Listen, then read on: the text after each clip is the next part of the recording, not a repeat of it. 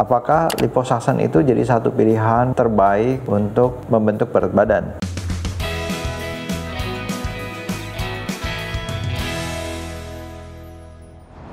Jadi banyak yang datang untuk melakukan tindakan sedot lemak atau liposuction.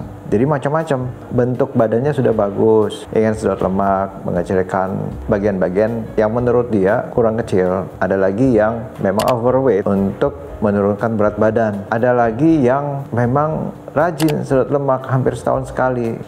Jadi kalau misalnya dia overweight, berarti membutuhkan kebiasaan makan atau pola diet yang tepat. Jadi kalau pola dietnya tidak tepat, dia akan naik berat badannya. Kalau misalnya kita lakukan sedot lemak pada orang yang overweight, itu risikonya besar sekali. Kalau orang overweight, artinya lemak itu di badannya tidak hanya ditumpuk di sel-sel lemak di bawah kulit, seperti di perut, di pinggang, di pipi, di leher, di lengan, tapi juga menumpuk di organ-organ penting lain, misalnya di liver, di ginjal, di jantung, pembuluh darah. Jadi sebenarnya risikonya besar, karena pada saat kita lakukan sedot lemak, yang keluar itu nggak cuma lemak, tapi darah juga keluar, terjadi bengkak, keluarnya cairan dari pembuluh darah masuk ke daerah yang tadi disedot, jadi digantikan cairan bengkak. Nah, artinya cairan dari pembuluh darah akan berkurang, sehingga ada resiko dia hipotensi atau dehidrasi. Kalau kita sehat, mungkin nggak masalah. Tapi kalau misalnya organ-organ penting seperti jantung, ginjal,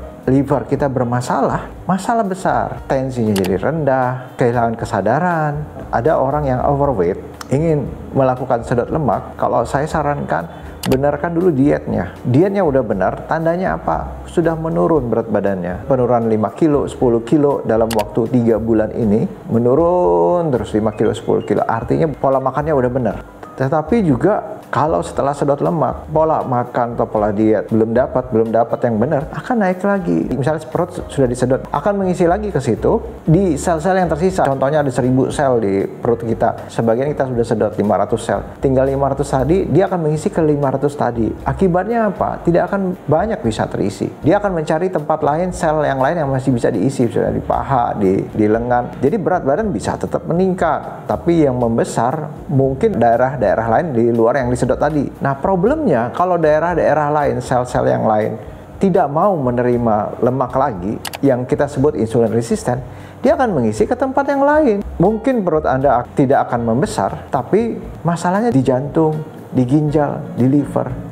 Jadi dibenarkan dulu pola makan atau pola dietnya. Bagaimana dengan yang sudah benar? Misalnya berat badan normal, leher pipinya sudah bagus, tapi ada pinggang membandel, itu jauh lebih aman untuk melakukan liposuction. Misalnya saya tidak ingin berat badan saya turun lagi, tapi ada pinggang, ini susah. Kalau saya menurunkan berat badan, semua jadi kecil. Wajah saya makin tirus, saya nggak senang. Tangan saya, payudara saya makin kecil, saya nggak senang.